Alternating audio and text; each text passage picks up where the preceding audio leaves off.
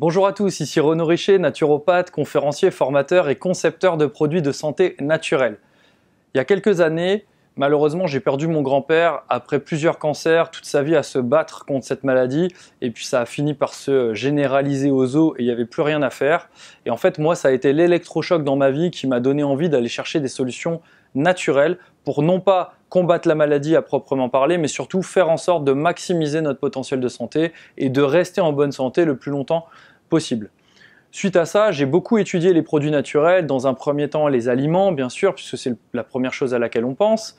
Certains d'entre vous doivent se souvenir du livre Anti-cancer du docteur David Servan-Schreiber qui expliquait très bien certaines choses et qui donnait déjà beaucoup d'engouement pour le mode de vie alternatif et le fait de favoriser son état de santé par son alimentation par exemple.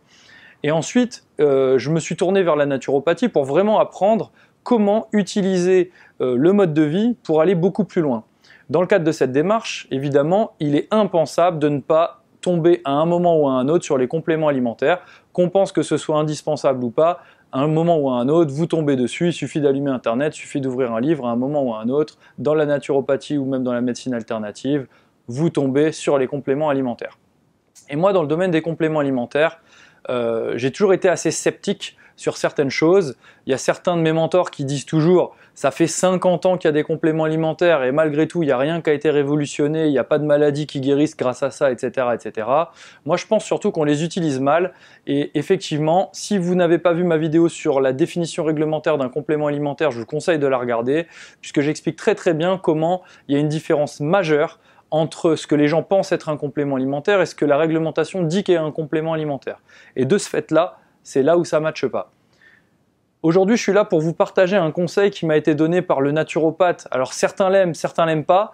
D'ailleurs, il a autant de fans que de détracteurs et souvent c'est le signe de quelqu'un qui met corps et âme par rapport à sa démarche. Donc j'ai cité Robert Masson, il a été un de mes premiers professeurs. J'ai eu la chance de faire 3 écoles de naturopathie différentes. Donc très honnêtement, je ne suis pas forcément un adepte de 100% de ce que dit Robert Masson. Par contre, il a le mérite de dire les choses avec ses tripes et d'être assez percutant sur pas mal de sujets. J'aime beaucoup. En tout cas, il y a vraiment une parole de sa part sur les compléments alimentaires qui m'a profondément marqué. C'est dès qu'un patient ou un client, selon comment vous les appelez, vient vous voir, vous supprimez tout ce qu'ils prennent. Entendez par là ce qu'ils prennent en termes de compléments alimentaires. Évidemment, on ne touche pas à ces médicaments, on n'est pas médecin, c'est pas notre boulot. Et puis surtout, la plupart du temps, on ne sait même pas ce que sont les molécules, on n'est pas là pour y toucher. En tout cas, les compléments alimentaires, lui, un truc qui m'a beaucoup marqué, et que pour moi, c'est une citation majeure de Robert Masson, vous commencez par supprimer tout ce qu'ils prennent. Alors évidemment, lui, en fait, il entend par là, et j'en ai tiré 3 points clés, que la plupart des gens prennent des compléments alimentaires qui leur sont inutiles, et qui sont tout simplement inadaptés à leur cas.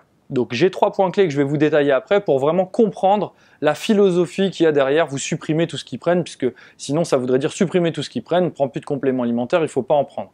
Ce n'est pas une citation pour dire pour ou contre, c'est vraiment une citation pour amener à une réflexion, puisque pour moi, c'est pas qu'on est contre les compléments alimentaires lorsqu'on dit ça, c'est qu'au contraire, on vient amener des modalités et des critères pour déterminer si oui ou non telle ou telle personne doit prendre tel ou tel complément alimentaire.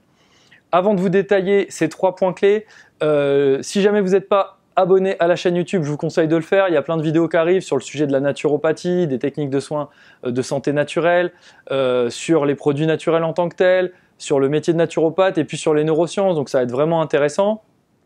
Je vous conseille également, si jamais vous voulez aller plus loin sur le sujet des produits de santé naturelle, de télécharger gratuitement mon e-book les 7 erreurs à éviter quand on s'apprête à acheter des produits naturels. Je vous remets le lien juste sous la vidéo en haut de la description. C'est gratuit, vous avez juste à le télécharger. Ça vous permet vraiment de faire un petit tour d'horizon et d'éviter d'acheter des produits qui vous sont inutiles, potentiellement néfastes et puis de dépenser vos sous inutilement. Je pense que à l'heure où il y a tellement d'offres et tellement de produits et que tout le monde consomme tellement de compléments alimentaires, c'est peut-être intéressant de ne pas faire ces erreurs-là. Donc n'hésitez pas, prenez 2 secondes, téléchargez le e-book. C'est gratuit, vous en saurez un petit peu plus. Donc allons-y pour ces 3 points clés. Le premier point clé qui permet d'interpréter cette citation de Robert Masson, donc de supprimer tout ce que les gens prennent à la base, mais donc de ne pas prendre n'importe quoi, si je puis dire autrement, c'est tout simplement que ce n'est pas forcément naturel. Donc le premier point clé, les compléments alimentaires ne sont pas forcément naturels. Encore une fois, si vous n'avez pas vu ma vidéo sur la définition réglementaire, revoyez-la, ça vous permettra d'être vraiment sûr de ce qu'il en est par rapport à ça. Je vous le reconfirme si jamais ce n'était pas clair pour vous, les compléments alimentaires ne sont pas forcément naturels. C'est un fait. Qu'est-ce qu'il en est? Souvent, il y a des excipients. Par exemple, pour faire un joli comprimé, il faut mettre des agents d'enrobage, il faut mettre des agents de charge, il faut mettre différentes choses pour que ça colle quand ce sont des poudres ou des ingrédients qui ne collent pas, etc., etc. Souvent des anti-humidités, des anti-ceci, des conservateurs. Tout ça pour dire qu'à la fin, bien souvent, on croit avaler quelque chose de naturel, on croit ne pas se faire de mal, on croit qu'on est dans une approche naturopathique et en fin de compte, on avale un maximum d'excipients. Je prends souvent certains exemples, mais j'ai donné ça en formation avec des élèves en naturopathie sur le sujet des produits de santé naturels. Donc je leur ai dit, citez-moi des compléments alimentaires, des types de compléments alimentaires. On va regarder sur Google ensemble qu'est-ce qu'il en est au niveau des compositions. J'ai la chance que dans la classe, certains sont déjà praticiens d'autres disciplines qui viennent se former en plus à la naturopathie et aux neurosciences, donc c'est plutôt cool. Et du coup, ils ont tendance à déjà conseiller certains produits naturels pour accompagner les réglages du mode de vie ou bien de leur pratique en fonction de ce qu'ils font. On a regardé certains de ces produits, il s'avère que pour certains, on est à plus de 40% d'excipients, c'est-à-dire 40% d'ingrédients qui ne sont pas naturels, qui ne sont pas actifs, qui sont là pour servir de support à l'industrialisation de la fabrication des produits. Et que ça permet que ce soit rentable, beau, esthétique, que ça se conserve longtemps, etc. C'est-à-dire pas forcément quelque chose qui va en faveur de l'efficacité du produit et encore moins de sa teneur en apport naturel. Donc vraiment, faites très attention, je vous dis 40%, j'en ai trouvé qui dépassent 90% d'excipients, 95% d'excipients, voilà, c'est pas forcément naturel. Pour moi, c'est réellement le premier point. Le deuxième point, c'est que les compléments alimentaires n'ont pas forcément des dosages physiologiques. Souvent on dit, il faut faire attention que ce soit bien dosé. Oui, c'est vrai, mais la plupart des labos ont quand même cette tendance à sous-doser parce que c'est moins cher et ils jouent un petit peu sur la présence d'un ingrédient phare, d'un nutriment phare, même s'il est sous-dosé. Ils utilisent beaucoup le marketing à ce niveau-là, ils vous le mettent bien dans la face. Des fois, ils vous donnent le dosage pour 30 ou 60 gélules, c'est-à-dire l'ensemble de la boîte, comme s'il y avait une énorme teneur, alors qu'en réalité, par gélule, il n'y a pratiquement rien et par dose journalière non plus.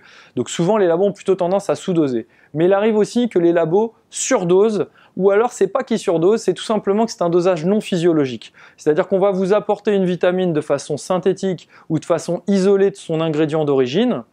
Et donc pour votre corps, ça va être très difficile à traiter. C'est souvent le cas de la vitamine E, c'est un exemple que Robert Masson lui-même donne, c'est pour ça que je prends celui-là, mais il y en a plein d'autres. La vitamine E souvent est isolée. Votre corps va pas du tout comprendre de la même façon d'ingérer cette vitamine E isolée, même si elle a été à la base extraite d'un ingrédient naturel. Elle a été souvent surdosée. C'est pas du tout identique à si vous avalez de l'huile de germe de blé qui contient naturellement de la vitamine E.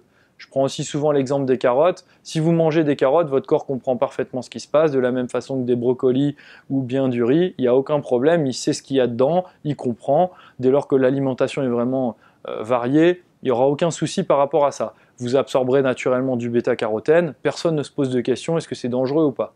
Par contre, quand vous allez extraire du bêta-carotène, le concentrer à haute dose, l'isoler de son milieu d'origine et le mettre dans un liquide de support, dans une poudre de support, et que vous faites avaler ça à des gens, eh ben, il s'avère que certaines études ont montré que c'était formellement contre-indiqué pour les gens qui ont déjà eu des antécédents ou un passé dans le tabagisme. Donc si les gens ont été fumeurs, eh ben, tout simplement il y a des risques d'exacerbation de cancer des poumons. Donc évidemment on n'a pas envie de leur conseiller ça. Donc évidemment le bêta-carotène, même s'il a été extrait de quelque chose de naturel et qu'il est mis dans un support naturel, on va dire ça reste relativement naturel, mais c'est quand même antiphysiologique. On est quand même loin de ce que le corps aurait pu absorber par des apports alimentaires normaux. Et donc évidemment, il faudra être vigilant. Donc faites attention à ça. N'hésitez pas à poser des questions à la personne qui vous vend. Et puis si vous n'êtes pas sûr, faites-vous conseiller par un naturopathe compétent. Troisième point clé, c'est que les compléments alimentaires s'intègrent aux piliers alimentation des piliers de la santé. Et donc nous, on considère, si vous n'avez pas vu la vidéo sur les piliers de la santé, je vous invite à aller la voir, comme ça ce sera clair pour vous. Dans le pilier alimentation, on demande une alimentation saine, variée, équilibrée et individualisée. Quand on prend un complément alimentaire tous les jours, il est difficile de considérer qu'on va varier et équilibrer, puisqu'on prend le complément tel quel. Par contre, on peut s'assurer qu'il est sain. Premier point clé, qu'il soit sans excipients et totalement naturel, mais surtout qu'il soit individualisé. Le meilleur produit pour quelqu'un est potentiellement dangereux et absolument inutile pour quelqu'un d'autre. Vous devez utiliser des compléments alimentaires qui vous sont dédiés, qui sont vraiment adaptés. j'ai toujours tendance à dire aux gens d'être bien conseillés quand ils achètent des compléments alimentaires. Il ne s'agit pas de trouver un bon produit réellement naturel qui contient peu d'excipients. Il ne s'agit pas de trouver un bon produit réellement naturel qui contient peu d'excipients et qui en plus a un dosage compréhensible par le corps, issu d'ingrédients compréhensibles par le corps et non pas de vitamines ou de nutriments totalement isolés et farfelus. Par contre, si tout ça n'est pas, parfaitement individualisé, vous allez avaler quelque chose qui n'est pas adapté pour vous. Des bons produits, il y en a beaucoup plus que le nombre de produits que vous avez l'autorisation de ma part d'ingérer par jour, et même de votre n'importe quel thérapeute. En général, considérez que au-delà de 3 ou 5 compléments alimentaires par jour, ce qui est déjà pas mal, c'est énorme. On n'avale pas plus que ça. C'est vraiment, dans certains cas, on va aller là-dessus parce qu'il y a des gros besoins. Mais en général, on n'avale pas ça. Moi, il m'arrive jamais d'avaler 5 compléments alimentaires par jour. C'est pas le but. Par contre, d'abord, s'assurer qu'ils soient naturels. Ensuite, et sans excipients ou le moins possible, en tout cas quelque chose en accord avec vos valeurs. Si vous êtes d'accord avec beaucoup d'excipients, avalez-en, c'est pas grave. Par contre, si vous n'êtes pas d'accord, je vous conseille de ne pas en ingérer beaucoup. Ensuite, s'assurer que la dose soit compréhensible et physiologique pour le corps. Et enfin, s'assurer que vraiment elle soit individualisée du point de vue du pilier de la santé alimentation, puisque les compléments alimentaires, c'est quelque chose qu'on ingère, ça s'intègre au pilier alimentation. Donc pour moi, c'est vraiment fondamental. Voilà, j'espère que ces 3 points vous auront aidé à mieux comprendre cette phrase qui m'a beaucoup marqué et que j'oublierai jamais de Robert Masson, qui est « vous supprimez tout ce qu'ils prennent déjà » puisqu'on considère que la plupart du temps ce qu'ils prennent ne leur correspond pas, est potentiellement dangereux et souvent est surdosé ou sous-dosé et donc en fait va les faire ingérer soit des excipients, soit quelque chose d'antiphysiologique. Donc si ça vous a aidé, je vous remercie énormément de nous mettre un petit pouce vers le haut pour nous encourager à continuer ces vidéos.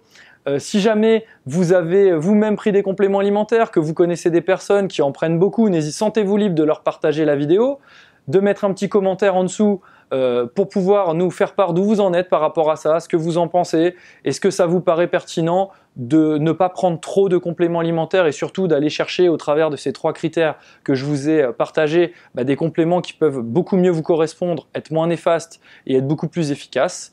Donc n'hésitez pas à me dire dans les commentaires en dessous où vous en êtes par rapport à ça. En tout cas, voilà, moi j'avais envie de vous partager ça. Jusqu'à notre prochaine vidéo, je vous recommande vraiment de continuer à croire en vos rêves. Faites attention à votre état de santé.